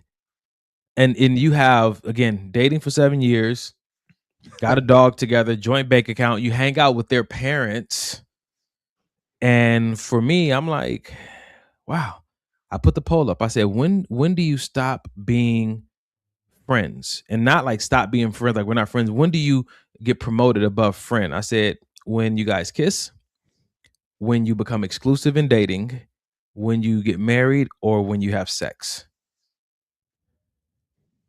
And most people voted on that and said, when we become exclusive, we're not just friends anymore. What do you think? I think that it shouldn't be based on physical action. Where's the god doggone communication? Why we haven't had a conversation about this shit? Why we ain't talked and asked these questions yet? Like, that shit is weird. Like, for Valentine, me and my wife, who I've been with for 5 years, had a talk before Valentine's Day. Like, hey, what are we gonna do for Valentine's Day this year? Our anniversary is the following week. Should we do this? Are you expecting this? What do you want to do? Like, conversation should never stop. No, like, what?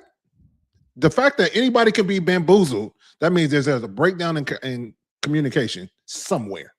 So my answer was going to be like, you stop being just friends when you both agree that we're no longer just friends. Agreed, bro. If you're thinking that there's a moment that could happen and that should signify that we're not just friends, I would ask, is there a fear associated with verifying that? Just asking a person like, hey, you know what I'm saying? We kissed, or hey, we had sex, or hey, we're exclusive now. You know what I'm saying? What does that mean for you? If you're a person of labels, because you already know how I am when it comes to labels. Now, what happened? I'm just looking at this one right here. She said, sometimes you have to fill it out. Oh, Naya, what up? Sometimes you have to fill it out. Communication is best, but sometimes if that happens, you might have to know my unspoken words. So be a mind reader. I stopped being a mind reader a long time ago when I kept getting it wrong. You know what I mean? It's better. Communication is so much easier. You know what I mean? Hey, I'm thinking that you're saying this, but like I said, I don't want to get it wrong. So can you just tell me exactly what it is that you're trying to communicate? I don't want to assume that we're together because we go on dates every Friday and you going on trips with my parents without me. I don't want to assume that because we've never had the conversation. So I think now that I'm starting to feel like real feelings, maybe we should have this conversation. And I think that's the conversation I'm starting to feel. Yeah. Per how I define friendship, that this is elevated above that for me. So would you say it's healthy for one person to be in a situation with you and their belief is that this is more than a friendship and the other one feels like it's just a friendship and that be okay? I feel like can it work? Sure. Anything can work, but I feel like it'll work a lot easier if both people were on the same page. Why? Because one person is feeling something and wanting something that they can't have, and eventually that's going to take a toll. If this let's say if this girl, let's use you and Randall. So if this girl is saying, "Hey Donnie, I really want to be with you," and you're saying, "Well, I'm just trying to be friends right now. I'm not looking at you that way." And they're saying, "But I really, really want to be with you. I really, all the other things." Eventually, her not being able to get what she wants is gonna start having an effect on her. So that wasn't decides to stay. That wasn't the scenario that I placed, right? I hear what you're saying. I agree with you. Oh, maybe I misheard you. Sorry. So my scenario was if a person I'm with this girl, she's encountered something with me that says this is no longer just a friendship. Maybe it was the fact that I'm really good with her son. Okay. She's like, oh, this is not just a friendship for me. Right. I'm saying I had fun with you and your son. You guys are both dope, but we're just friends. Okay. Can that be healthy? If she chooses to accept your truth, yeah. But if she chooses not to accept it, if she's still on the path of maybe she says, well, if it's not going to be any more than this, then I don't feel like we should even be. Don't touch my son if we ain't going to be more than friends, brother. But see, it's happening in real life. No, I know. That's why it can be a little bit of funny. But just because this feels like more than a friendship to me doesn't mean it's not saying this feels like a relationship. It's just saying it feels like more than a friendship. And so I wanted to bring that up because if you ever feel like, man, this is more than a friendship, do your best to identify what it is then. That's good. And identify what label would then bring your heart and your mind ease to say, oh, I'm more than a friend. I'm a friend with benefits. Or no, for real, because that works for some people. They just don't. They want to take, man, this is special to me. And it's crazy, man. You'd be surprised the labels that some people want to have. Then this is more than a friendship for me. I'm your best friend. This is more than a friendship for me. We're brothers. This is more than a friendship for me. Like, so when that comes up, you don't automatically think that person is saying, oh, shoot, we're exclusively dating. We're in a relationship. Ask them. If it's more than a friendship for you, then what is it? And I think that's where, again, almost anything can become healthy if the right communication is applied to it. You know me, I'm always go for that one. The right communication. I don't see how. Yeah, I agree. The And right I communication will get you there. And I say it that way because you said, like, if it's a requirement for us to feel the same thing and see Yeah, it the then same way no. throughout the course of this relationship, bro, Mm-mm. I feel like that's sabotaging. I think that is going to be a hard line to keep Yeah, because somebody's people gonna are be living their own compromising. reality. Yeah. We could be, bro, we could be in the same friendship and live two different realities of that friendship. Your perspective is the only reality that you'll ever know. You're Yep. seeing this friendship through the lens of not having a father in your life. And I'm seeing this friendship through the lens of losing my brother when I was 8 years old. You know what I'm saying to you? So Yeah. it means something different to both of us. We have two different deficits we're operating from. We have two different hopes. And we have two different tanks of gratitude that are filling up because, oh man, you showed up and helped me move. You're not just my friend no more. Well, I'm not gonna feel that way because you didn't come help me move. I came and helped you move. So this is feeding you in a way that it's not feeding me. Not to compare the two, but what if Bro. you held space So for good. that person to have their reality, their feelings associated with this friendship, even if you're opposite sex, and and they held space for you to have yours? I think it could be healthy with the right communication. Bro, you hit the nail on the head. I think where people fall short is there has to be a certain level of maturity when you start talking about conversations like that. Yeah, agreed. Because emotions, they don't need to be taken out completely, but they need to be dialed back in order to hear. Sometimes if the emotions are on 100, then you can't hear what the person is saying. You can only feel, oh, this feels like, or I feel it right now. It don't have nothing to do with that. Just listen to what I'm saying. You know what I mean? It That's can how feel so like many. opposition because you're not saying, yes, I feel the same way. So you must be my ops. Yep. And because we don't agree or even see things the same way, doesn't mean I'm wrong. Doesn't mean you're wrong. It just means that we don't see things the right way. But that doesn't mean we can't be compatible. There's a lot of things this that me can't and be Janae healthy. don't agree with or see things the same as. That don't mean we're not compatible. It means we don't agree on that. And to be honest, bro, I don't feel like I could be in a relationship, homeboy, homegirl, wife, with somebody that we just agree on every single thing, because that means that we damn near the same person. I want to see your different point of view because maybe it'll help me with the situation that I'm dealing with. Just like the podcast. So many times we come on here with a certain view and a viewer will say something or you'll say something or I'll say something. And it kind of, oh shoot, I never thought about it that way. But if everybody just a group think and we all think alike, like we all think that there's a girl code that says don't. Dang. Full circle, nigga. That was good. That was good. If you weren't here for the beginning of the podcast, that probably went over your head. Full circle. Trying to go get me. She is. So check this out. Vicky said, she said dating, living together, joint account, and shared fur baby. And he said friends. They haven't had any communication since hi, can I have your number? Ooh. Yikes. Bruh. Yeah. That's so good. Been talking every day and they had no communication. This is a great plug for something that I promote often, which is have check-ins.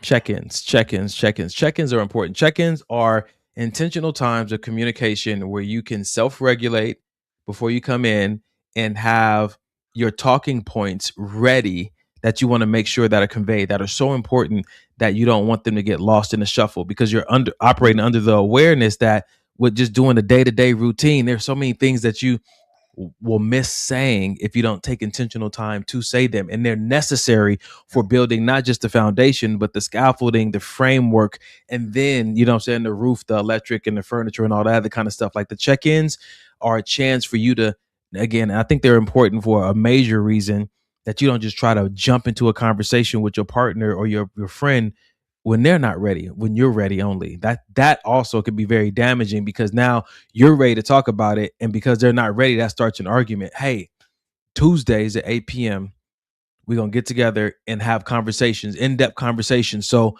there may be some things you may not want to hear. So I'm asking you to prepare yourself to hear some things you may want to hear, some things you may not want to hear, and to share some things that are important to you. Like that kind of intention, bro, it builds such clarity. And that clarity can build a outstanding relationship, or it can build an understanding of why this relationship no longer needs to exist. Man, you hit the nail on the head. And what's crazy is that check-in that you said, I didn't start doing that until I was maybe 6 years ago. But now the relationships that I hold, the U's, the Janaes, the Carses, the Keelas, the Asias, you know what I mean? Those relationships that I hold dear, I now see the importance of checking, even if it's a check-in once a month. You know what I mean? We do ours once a week. You know what I'm saying? Me and Janae do ours throughout the week. But the point is, like, relationships can't thrive on just title. And I feel like the way you water that relationship is through these check-ins, it's through these conversations, not just how was your day? How you doing? Like really in depth, like you said, like get into the core of things or what's on your mind. It don't have to be super deep all the time, but man, I looking at my relationships that I have now, I can't see how I had friendships or relationships back in the day. You know what I'm saying? Because the way I'm doing them now is so much different and so much better.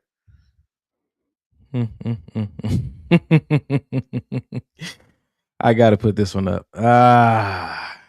This is healthy conversation, but now there's another reality to it. Niall said, I've also noticed that sometimes guys will say this is my friend depending on who is around. Mm-hmm. Like if they see somebody they're attracted to and they don't respect their partner, they'll just jump saying, she's just my friend, and shocking shit out of her. So there is a manipulation component that we have to be aware of when people are living together and doing all those kind of things, saying, and you're like, and they're saying, oh, this is just my friend. I think there is a point of where you need to have communication, figure out, well, why do you still see it that way? But then there also might be some manipulation tactics going on there that you'll never discover without communication either. So there is no way to get around the communication part of it.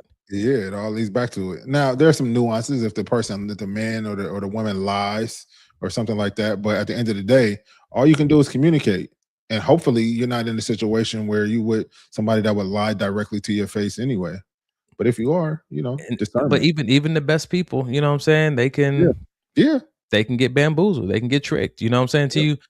Ultimately, though, I think that if you found yourself not receiving what you thought you should have received for Valentine, not getting that proposal, or not getting something that you thought would a gift or a present that signified where you believe you are with this person, before you get upset, ask yourself, have we had this conversation?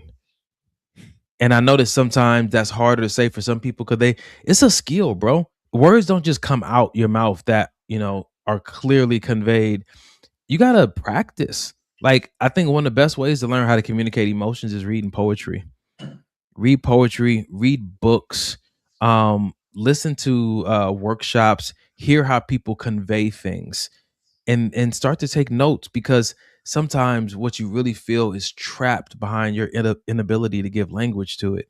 And your relationships are suffering because you don't know how to use the right words or use the right analogies or how to give a parallel situation to bring them into understanding. It matters only so much what you say. The other half is if they understand it, and being able to speak.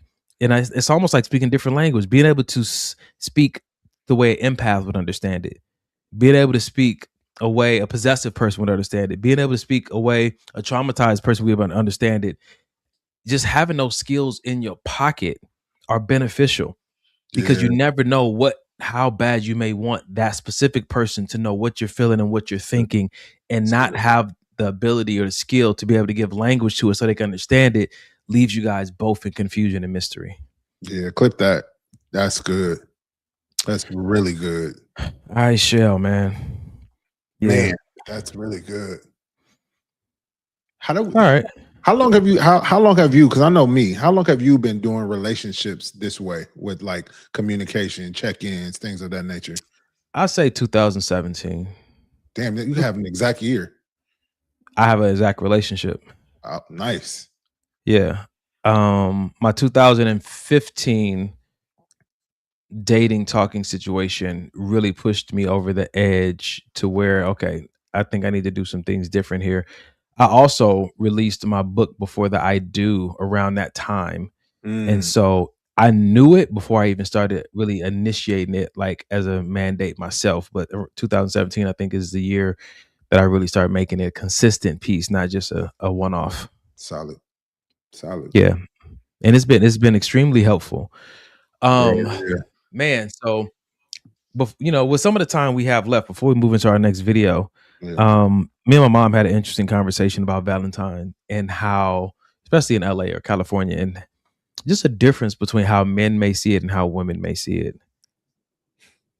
And I figured it's a good time to have that conversation as well, because the push from media is I think, and we'll just be open for conversation, it's a woman's holiday. Yeah. Which is kind of the push of it. But it's the chocolate, it's the diamonds, it's the gifts. Yeah. And so some men, a lot of men that I know, for instance, believe that it's a ploy to get your money. It's a fake holiday. It's like, man, what is this? Why this day? And then some people put up the history of it, from Valentine and helping people get married and all that. But ultimately, the conversation kind of left me feeling and seeing through the lens of a holiday doesn't mean the same thing to every person. And maybe that's a conversation that you have with someone prior to getting serious if holidays are a big deal for you. Because that I've seen now as I look back over the time I spent coaching couples, one of the big issues that couples come up against is the holiday season, how they do Thanksgiving, how available their partner is, how stressed their partner is, what their partner has responsibilities over, how do they do gifts, how do they not do gifts, are you a big birthday person? Like in premarital counseling, I'm learning that these are big conversations that people need to have, because a holiday for, I think, almost everyone creates a certain expectation.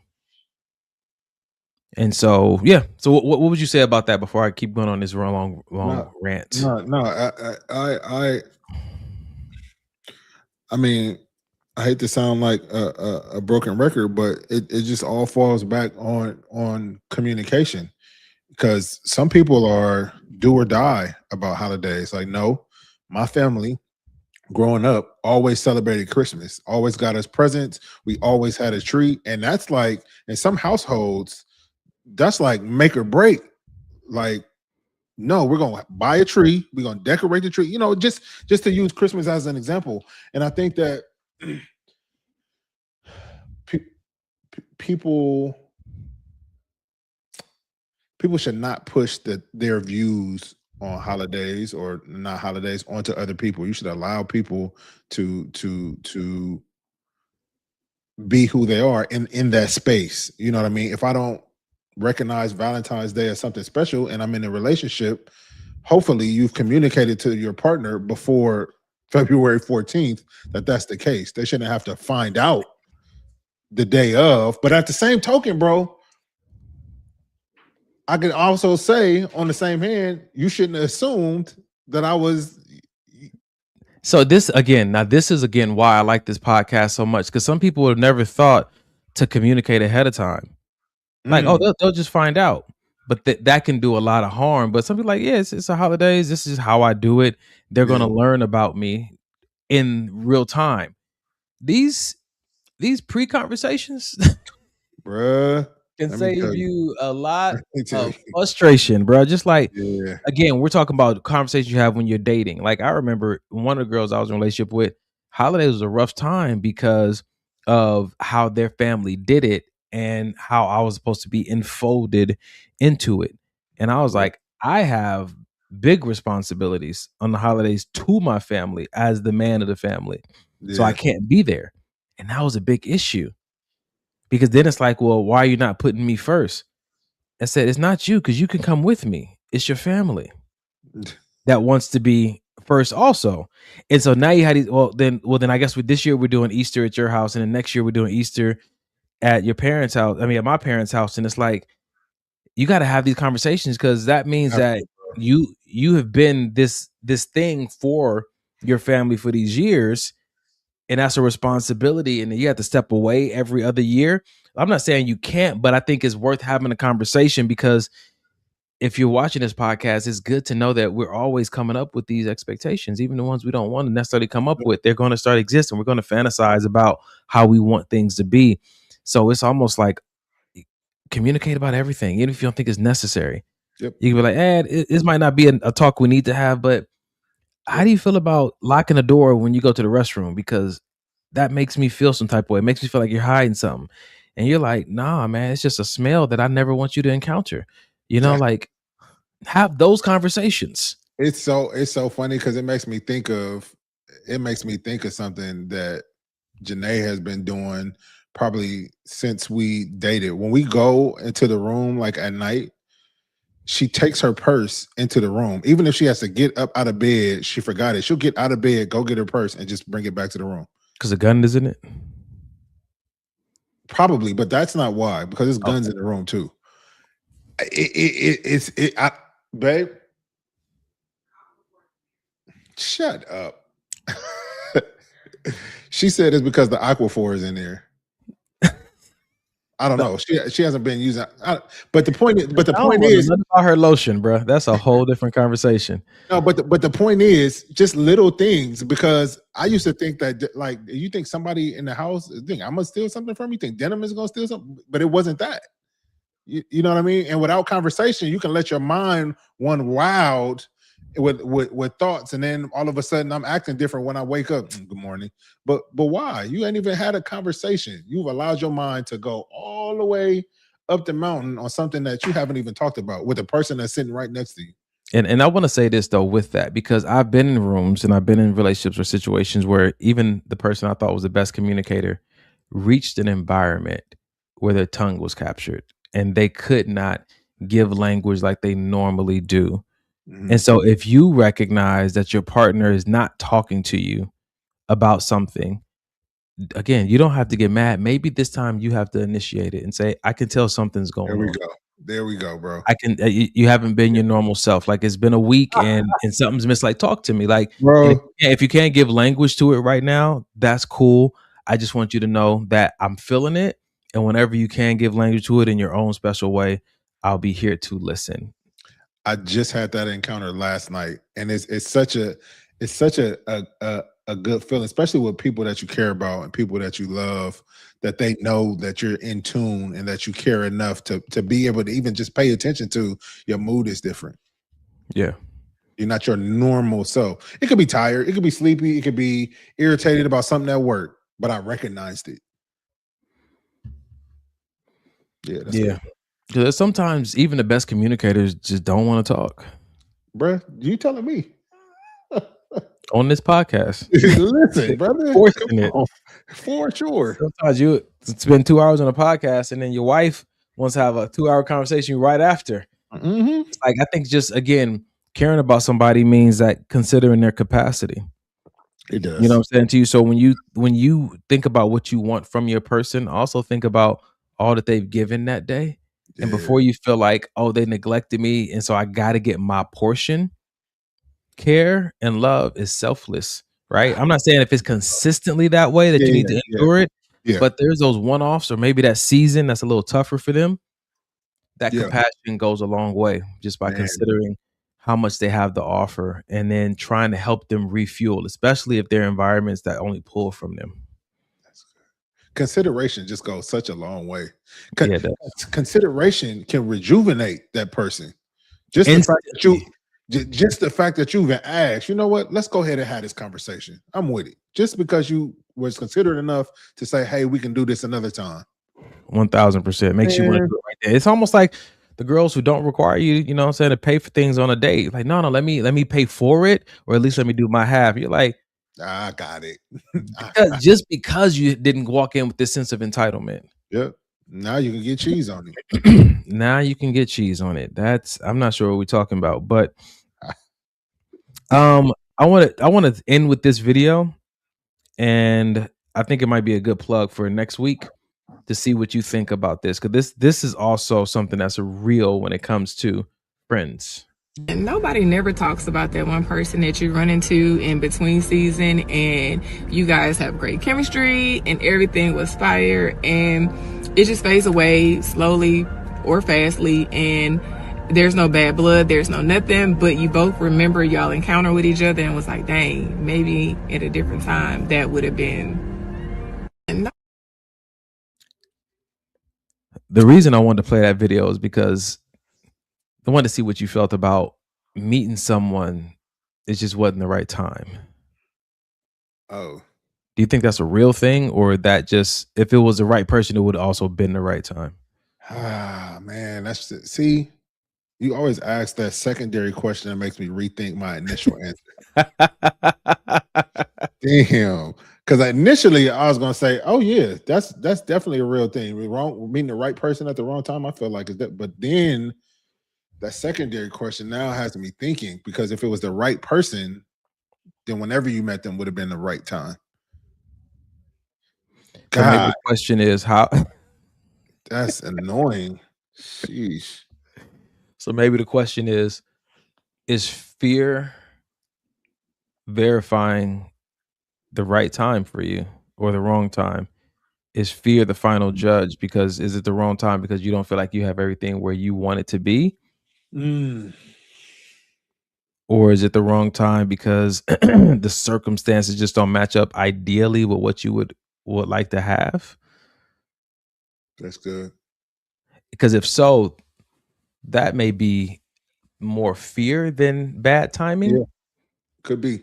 Or is it like, dang, I just met you, but I'm on a family vacation and I got to go back to the States? Or you could stay. Yeah, talk about faith, like, and just, or you could stay. That's such a real thing. Maybe it was not the ideal time, but I wouldn't say it was the wrong time. Maybe it was just calling you to, maybe it was just calling you to be more creative. Yeah. That's good, bro. That's good. Outstanding, man. Ali said, definitely a real thing. I've been down that road. We knew each other for 3 years and never told each other our feelings until 6 weeks before I was moving states. But that 6 weeks we shared together was absolutely beautiful. We made the best of it.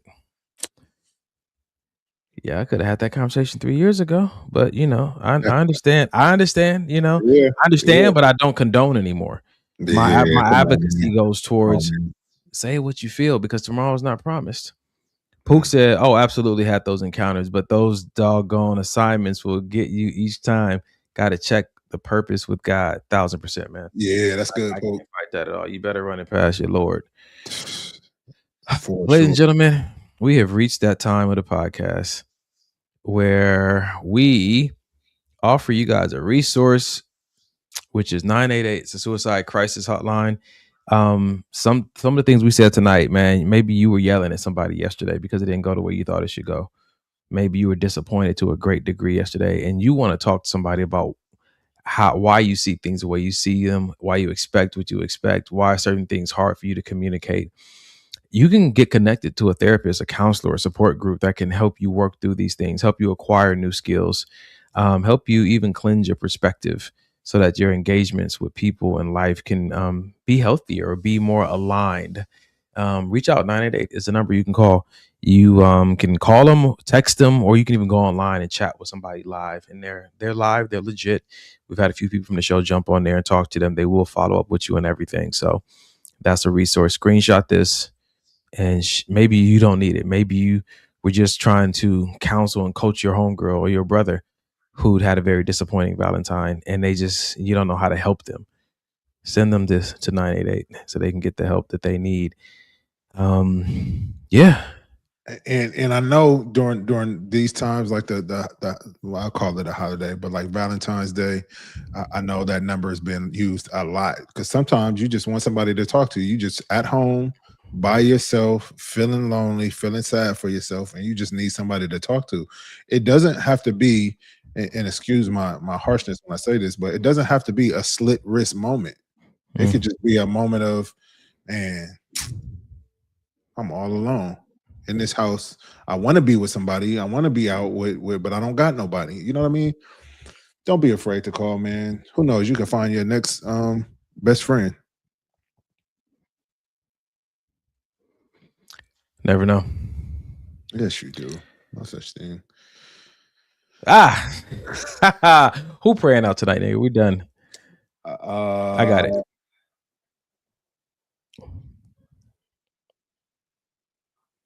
Okay, Father God, immediately help me. Talk to your Lord. No, Father God, we thank you for tonight's show. I mean, we came on here with the greatest of intentions that maybe some people had a rough day yesterday or was just a little unfulfilling.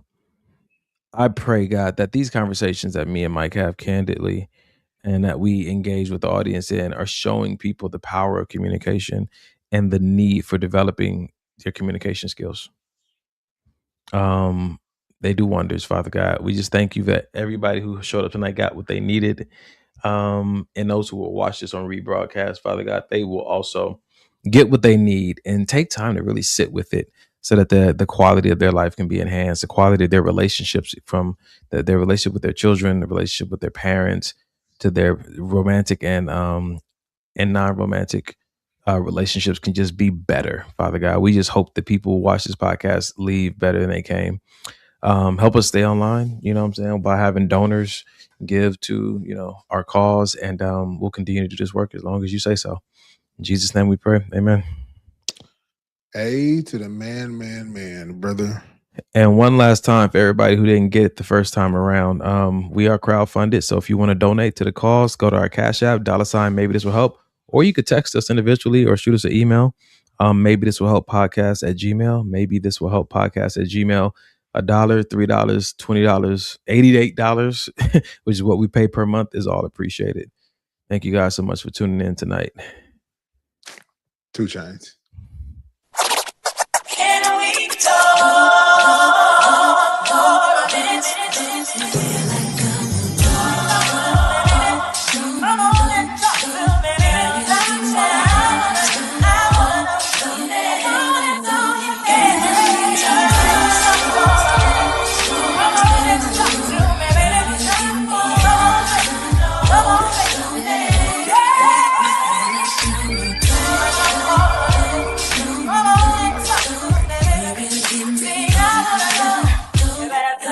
Come and talk to me. I really want to meet you, girl. I really want to know your name. Maybe this will help.